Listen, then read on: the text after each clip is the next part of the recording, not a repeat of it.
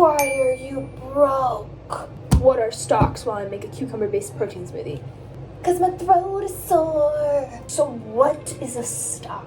You probably all have a favorite company, or at least a company that you're more familiar with. Have you ever wanted to own it? So imagine strutting around like you own Apple or Google. Well, in the world of stocks, you kind of can. Fill your cucumber.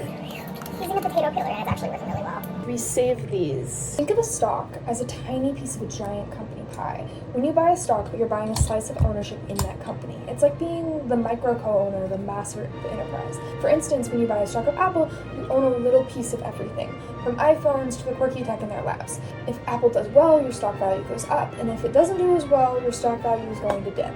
I went backpacking for 4 days this week, and I got sick at the end of it, which is honestly expected because I didn't train properly.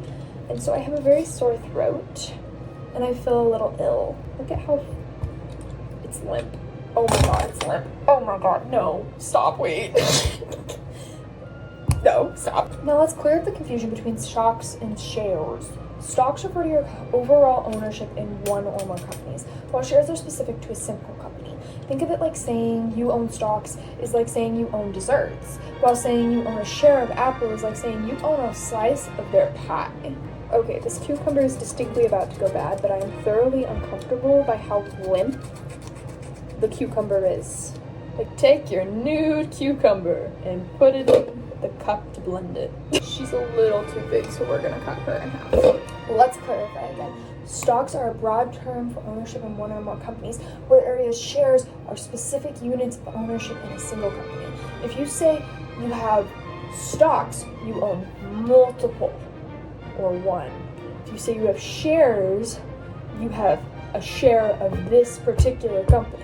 Now, there are definitely some perks to owning stocks. Owning stocks can be a great way to build wealth over time. You have potential for growth. Companies like Apple and Google have grown exponentially, turning small investments into big returns. You also have dividends. Some companies pay you part of their profits. It's known as dividends. It's like giving a little bonus for holding the stock. Certain companies that are more mature, such as Coca-Cola, do this. As a shareholder, you often get a say in certain company decisions. It's like having a vote in a company's future.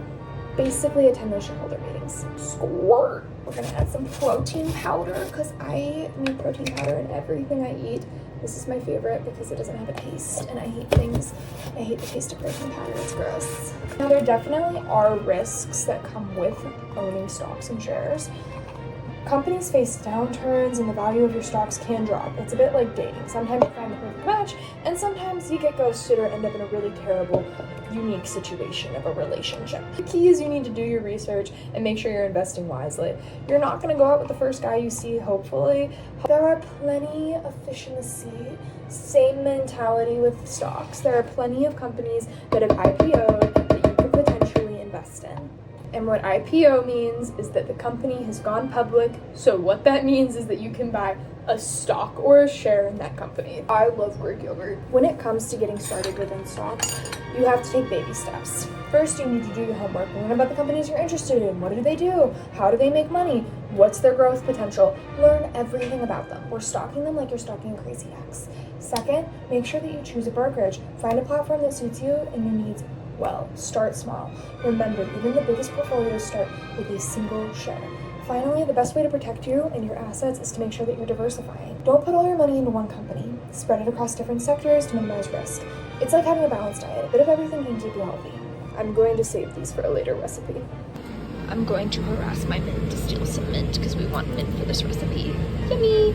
I put a bunch of mint into this because I needed to prune her, but it should add a lot of good zest.